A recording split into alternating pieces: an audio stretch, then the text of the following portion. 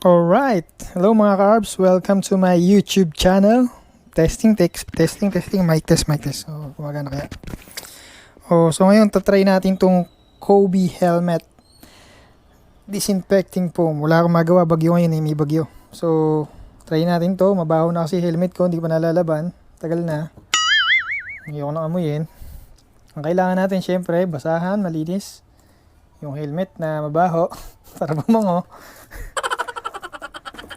Okay, let's do this.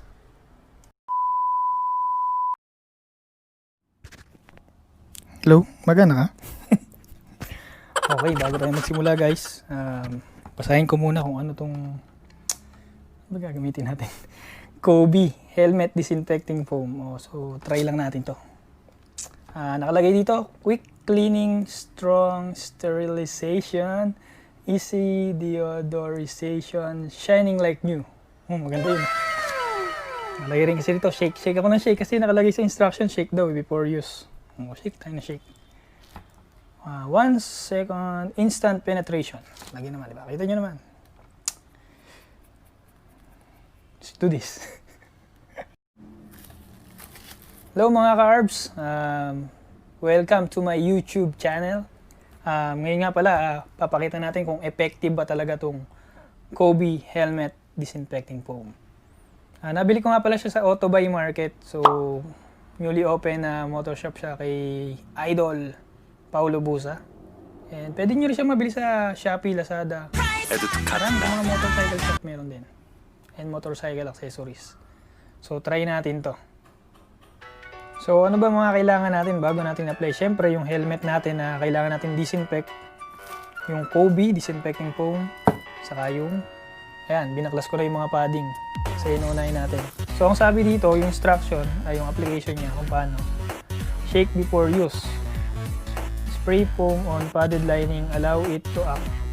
Wipe with dry cloth. Yun, kailangan niya malinis na basahan. Then, ingredients. Less than 5% non-ionic and anionic surfactant. Alam mo. Okay, shake natin. Shake. Try natin i-apply. So, okay natin. Ito muna sa padding.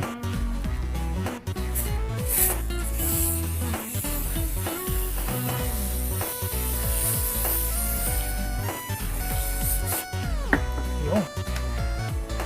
Ayos. Allow it to act. Siguro mga 3 to 5 minutes. Mabad natin. Shake nyo lang kasi mababol siya para karoon siya ng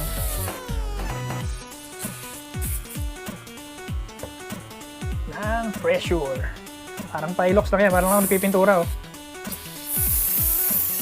Diba? Pag hindi nyo kasi nalog or sinate, wala siyang pressure. So, yan. Nadi-disinfect na. Mga helmet nating amoy kulob, amoy araw. Lalo na yung tag-ulan. So, linis-linis din pag may tayo. Ayan, labos na. Diba, pinapenetrate niya talaga yung mga padding. Yun yung cleaning agent niya. Ayan, kita nyo naman. Nakakatuwa, no? Parang icing.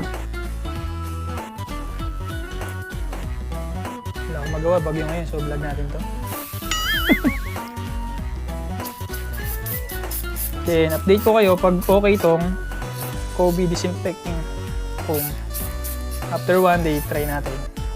Tingnan natin pala kung mabango talaga.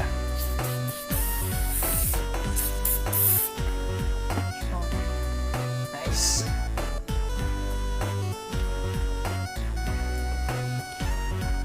Yung iba kasi nag-vlog nito. Hindi nila tinatanggal yung lining. So, So hindi natin ma-sprayan yung mga singit-singit. Ako tinanggal ko na. Depende sa inyo kung saan kayo mas convenient. Basta malinis natin yung mga helmet natin. Lalo na ngayon, panahon ngayon, kailangan laging malinis, diba? So, yun naman, no?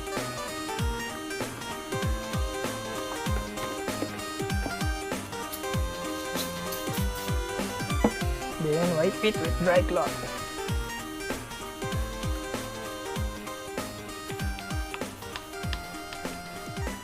Ang bango niya, may lemon. Sa tingin ko naman, nalinis.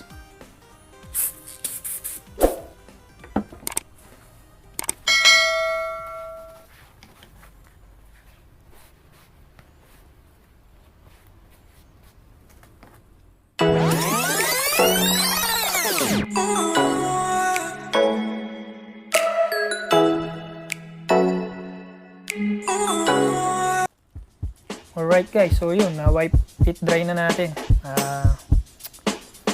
Bango na siya, mabango. Effective. Tingnan natin kung gaano katagal yung bango nito. Siyempre siguro depende na sa paggamit natin ng helmet natin. Kung magpo-bonnet ba tayo or something. Para hindi siya direct dun sa padding. So, yun lang guys. Kita nyo naman. Napakalinis na. Ang bango din. Yun lang. Alright, nakakalimutan pala ako.